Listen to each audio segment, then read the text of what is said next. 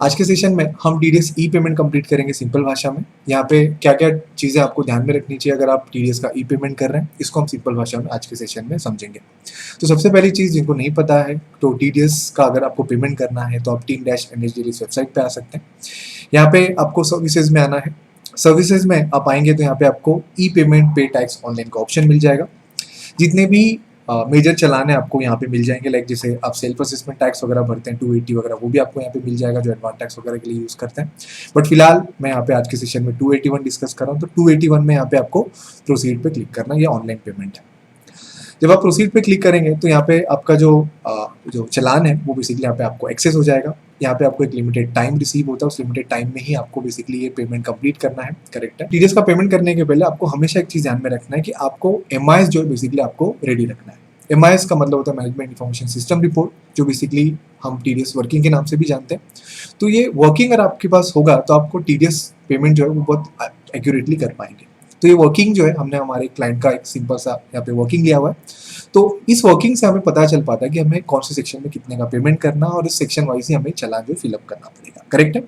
तो यहाँ पे हम जो है फटाफट से ये जो ऑप्शंस है जो इंपॉर्टेंट उसको एक्सप्लोर कर लेते हैं। तो सबसे पहले हम डिस्कस कर लेते हैं यहाँ पे टैक्स एप्लीकेबल। सिंपल भाषा में यहाँ पे ध्यान में रखना है कि आप जिसका पेमेंट कर रहे हो, मतलब मैं डिडक्टी की बात कर रहा हूँ, अगर वो डिडक्टी कंपनी है, मतलब उसका जो स्टेटस है वो कंपनी है, करेक्ट है, या फिर अदर देन इंडिविजुअल है, बराबर, तो आप यहाँ पे 20 चूज कर सकते हो। अगर वो नॉन कंपनीज है, लाइक प्रोपराइटर वगैरह है, तो वहाँ पे आप 21 चूज कर सकते हो। जैसे हमारे यहाँ पे केस स्टडी में हमने यहाँ पे ये इंडिविजुअल है तो यहाँ पे हम 21 चूज कर लेंगे। अब यहाँ पे बेसिकली कुछ लोग जो है पूछते हैं यूजुअली थ्रू द सेशन कि सर ऐसा हो सकता है पॉसिबल कि हमारा जो पेमेंट करना है उसमें उस सेक्शन में कंपनी भी है नॉन कंपनी भी, तो हम क्या अलग अलग पेमेंट करें या फिर हम एक साथ पेमेंट कर सकते हैं? तो यहाँ पे अदर सेक्शंस जैसे 194 में आई की बात करूं तो वहाँ पे कंपनी नॉन कंपनी जो है वहाँ पे दोनों का जो टीडीएस रेट है सेम है, लाइक 10%, राइट है, लैंड एंड बिल्डिंग के लिए।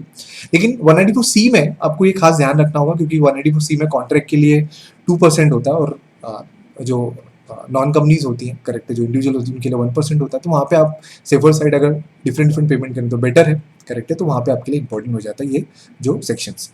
अब यहाँ पे अगर किसी ने मिस्टेक कर दिया तो उसके लिए क्या प्रोविजन, वो भी हम आने वाले सेशन में डिस्कस करेंगे सेपरेटली, बट फिलहाल हम यहाँ पे पेमेंट देख लेते हैं। इसके बाद आपको यहाँ पे मिल जाएगा type of payment. Type of payment मतलब आप जो बेसिकली यहाँ पे पेमेंट कर रहे हो ये आपका 200 से होगा या 400 से होगा। अब यहाँ पे आपको 200 कब चूज करना है, 400 कब चूज करना है। 200 आपको तब चूज करना है जब आप रेगुलर पेमेंट कर रहे हो, और 400 कब चूज करना है जब आप पेनल्टी पे कर रहे हो। पेनल्टी मतलब इंटरेस्ट नहीं, जब आप लेट पेमेंट करते हो तो वहाँ पे इंटरेस्ट लगता है, इंटरेस्ट की बात नहीं कर रहा हूँ। इंटरेस्ट में आपको 200 ही चूज करना है, 400 आपको चूज करना है। अगर आपने लेट रिटर्न फाइल किया वहाँ पे आपको पेनल्टी लगती है, अगर आपको ध्यान हो 200 पर डे का, तो वहाँ पे आपको 400 चूज करना, वेरी इंपॉर्टेंट, करेक्ट है। तो फिलहाल हम रेगुलर पेमेंट करें तो आप 200 चूज कर लेते हैं। नेक्स्ट है हमारा nature of payment. Nature of payment आपके लिए इंपॉर्टेंट क्यों हो जाता है, क्योंकि जब आप टीडीएस का पेमेंट करते हो ना तो वहाँ पे पेमेंट हमें सब सेक्शन का एक्यूमुलेट करके नहीं करना होता, हमें पेमेंट सेक्शन वाइज करना होता है। जैसे मान लेते हैं आप कॉन्ट्रैक्ट का पेमेंट कर रहे हो तो आप यहाँ पे 94C चूज करोगे, बराबर। जब आप रेंट कर रहे हो तो 94I करोगे, प्रोफेशनल कर रहे हो तो 94J करोगे, मतलब जितने अलग अलग सेक्शन उतनी बार आपको ये चालान भरना पड़ेगा, सिंपल भाषा में, राइट। तो यहाँ पे हम फिलहाल 94I ले लेते हैं, रेंट है तो 94I ले लिया हमने यहाँ पे, करेक्ट है। 94I के बाद यहाँ पे आपको मोड ऑफ पेमेंट पूछेगा, नेट बैंकिंग या डेबिट कार्ड। यूजुअली हम नेट बैंकिंग ले लेते हैं, तो हम एक यूजुअली नेट बैंकिंग में बैंक चूज कर लेते हैं। बैंक सिलेक्ट होने के बाद यहाँ पे आपको अब पैन नंबर वगैरह है या उसके एड्रेस वगैरह है, वो चीज़ आपको यहाँ पे पूछा जाएगा, तो वो आप यहाँ पे आपको फिल करना होगा।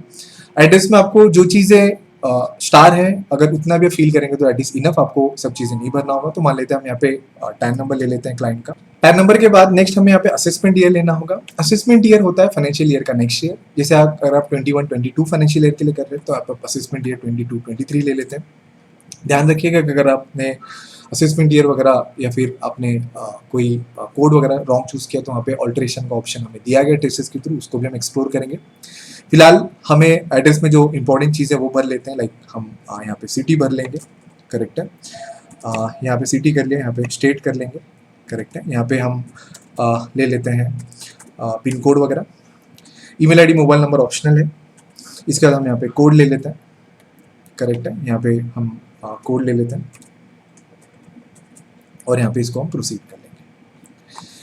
प्रोसीड करने के बाद आपको एक कंफर्मेशन पेज आएगा जहाँ पे आपको कंफर्म करना है कि आपने जो डेटा फिल किया वो प्रॉपर है या नहीं, जैसे कि टैक्स एप्लीकेबल करेक्ट है, आपने 21 मतलब non companies, tax payment 200 proper है, नेचर ऑफ पेमेंट 94AI सही है करेक्ट है, यहाँ पे आपने नेट बैंकिंग वगैरह प्रॉपरली चूज़ किया अगर सही है तो आप यहाँ पे बेसिकली जो है टैन वगैरह डिटेल अगर सब सही है तो आप फाइनली यहाँ पे आके क्या कर सकते हैं, यहाँ पे एग्री और आई एग्री करके यहाँ पे आप सबमिट टू बैंक कर देंगे करेक्ट है, सबमिट टू बैंक कर लेंगे। सबमिट टू बैंक करने के बाद अब आपको फाइनली बैंक में अमाउंट जो मेंशन करना है, यूजुअली ध्यान रखिए कि जब हम चालान भरते हैं तो वहाँ पे अमाउंट नहीं फिल करना होता, हमें बैंक में अमाउंट फिल करना होता है। तो यहाँ पे आपको बेसिक अमाउंट लेना है फर्स्ट ऑफ ऑल, तो बेसिक अमाउंट हम ले लेते हैं यहाँ पे 5610, जो हमें 5610 का पेमेंट करना है।